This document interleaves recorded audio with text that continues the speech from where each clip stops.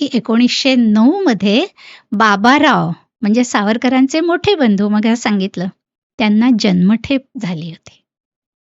म्हणजे हे सावरकरांनी पाठवलेलं साहित्य छापून प्रकाशित करणं किंवा कवी गोविंद होते तिथे, आबा दरेकर त्यांचं नाव. हं. त्यांच्या देशभक्तीपर कविता छापून प्रसिद्ध केल्या बाबारावांनी.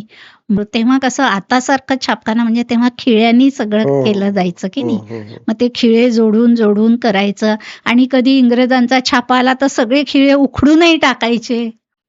एकदा तो छापून तयार झालेले पुस्तकं सगळे जाळून टाकावे लागले. बाप! हे सगळं गुप्तपणे लपून-छपून करावं लागत होतं. किंवा यांनी जे लंडनहून पिस्तूल पाठवलं ते मुंबईत जायचं. बाबाराव नाशिकहून मुंबईला जायचे, ते घ्यायचे हं, आणि मग हे सगळं गुप्तपणे चालत होतं. हं.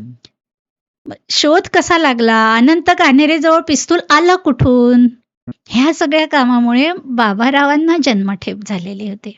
हं, म्हणजे आपण म्हणतो विनायक दामोदर सावरकर अंदमानात गेले, हं. 2 जन्मठेप, 50 वर्षाची शिक्षा भोगायला ते 1910 मध्ये. हं. पण 1909 मध्ये आधीच बाबारावांना जन्मठेप झाली. सावरकर अंदमानात पोहोचायच्याही आधी बाबाराव अंदमानात जाऊन पोहोचले.